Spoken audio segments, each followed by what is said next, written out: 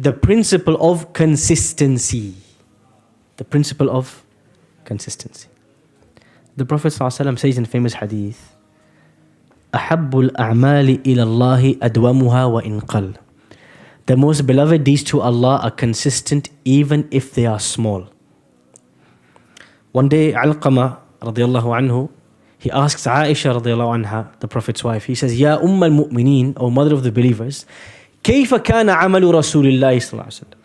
What was the Prophet's deeds like? His actions, what did they look like? Did he have some days for some special things, some other days for other special things? She said, no. She says this famous word. كان عمله ديمة. His actions were consistent. He would do something, he'd do it every day of his life.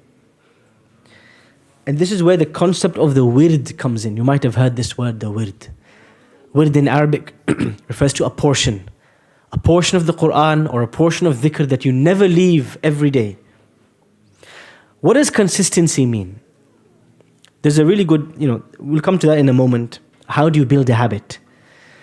What does consistency mean? It means this action, this habit is so important in my life. If I miss it, I will compensate for it. I will make it up later. So if the Prophet ﷺ would miss his sunnah, his 12 sunnah, the 12 sunnahs he would pray every day, or 14 depending on which narration you take, he would make them up later. If he missed the night prayer, he would make it up in the daytime. Because these are his habits. These are the pillars of his day. They never change. They never move. They never sway. This is consistency. When you do something consistently, you start to realize on a daily basis, you won't see the effect. But there's a compound effect. See, every mountain starts with a pebble. One pebble, another pebble, another. Before you realize it's a mountain.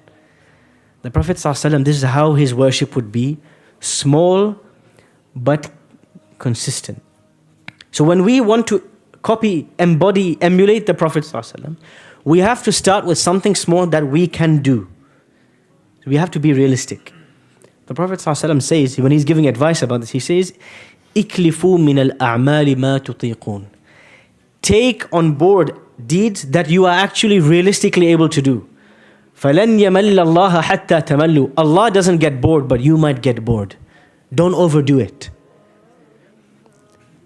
So start with once a week. You can do once a week, make it twice. You can do twice, make it 3 times, 4 times. Hold yourself to account. But how do we build consistent habits? This is a deeper question and it applies to all aspects of life.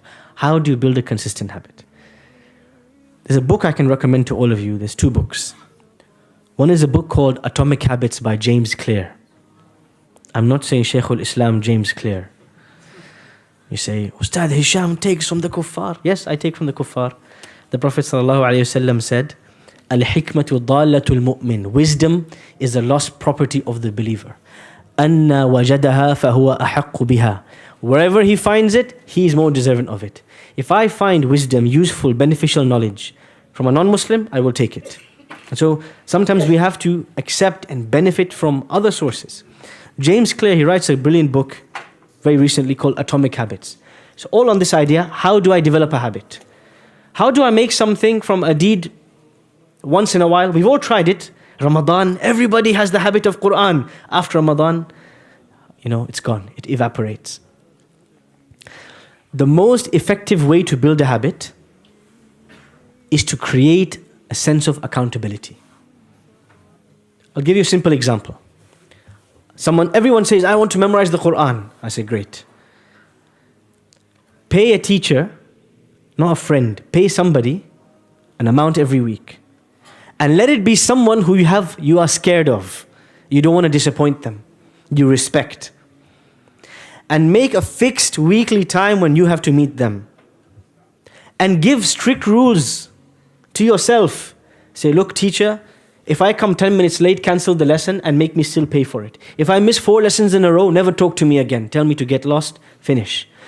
Creating this accountability, consequences, punishment if you miss it, weekly time, creating this whole system, this will force you to turn up every week. Even if you are the laziest person in the world, you will turn up because you're scared of the consequences.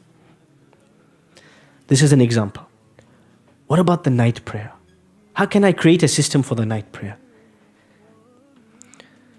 One of the ways to do this is the power of jama'ah.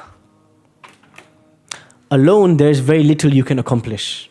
But when we do things in groups, we're able to accomplish much more. You create a WhatsApp group. It's called the Qiyamul Layl crew. The A team.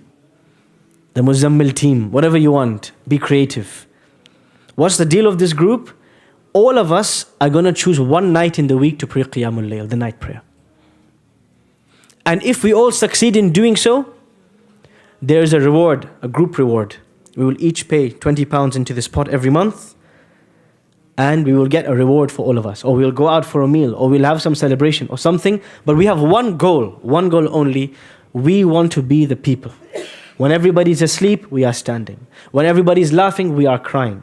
That we have this depth of connection to Allah. We are the people of the night prayer. You create this group. You create this accountability.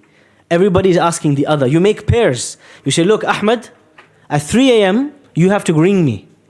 And if I don't wake up, there is a consequence. I have to give £100 in charity the next day. If I don't wake up, there's some consequence on me. Ahmed rings you, you'll be awake like there's no business. This is the reason why, if I give you a real life example, this is the reason why many people, they will not wake up for Fajr. 1 hour later, they'll be up at 8 a.m. for work. Why? What's the difference? Allah and your boss.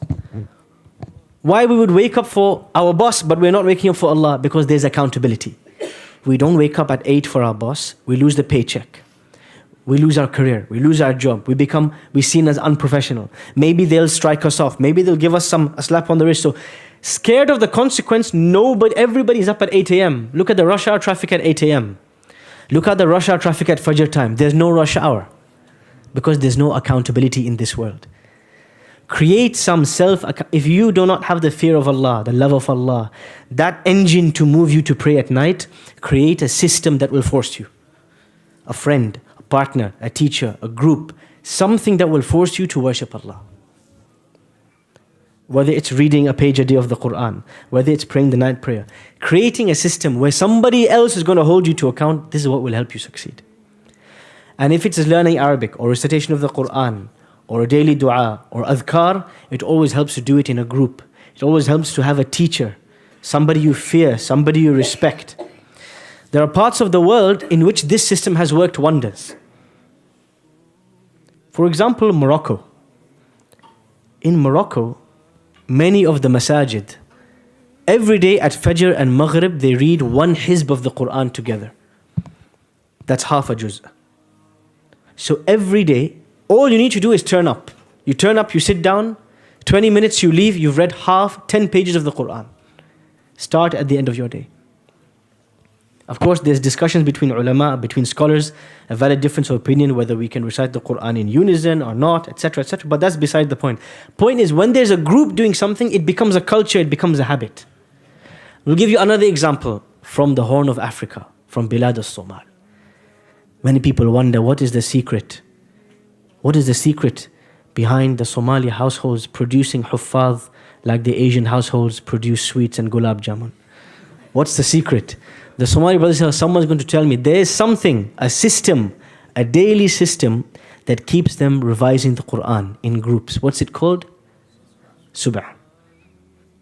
You heard it right. What is this system? What do you guys do? Tell us the secret. We are masakeen, we need something like this. Tell us, what's the secret? You sit in a circle. Everyone recites one ayah.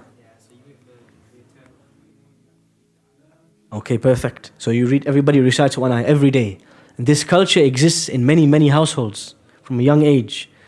Imagine you're a 3-year-old and you wake up every morning and all of your older siblings are sitting around your parents reciting one ayah each, until the whole family recited 10 pages of the Quran.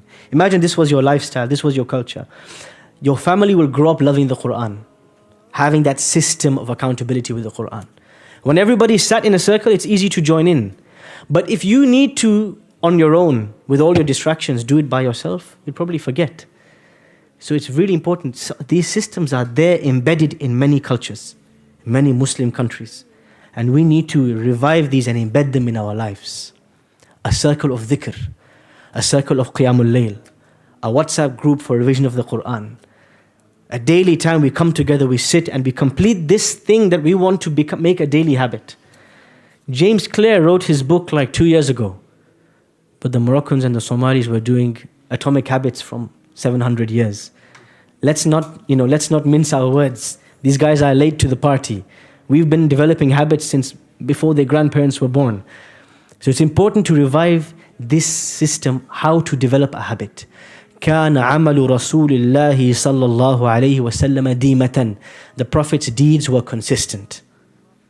And the way this consistency was preserved was through halaqat, through teachers, through systems that would force you to do it even on a day you don't feel like it, because everybody else is there. And so you need to turn up as well.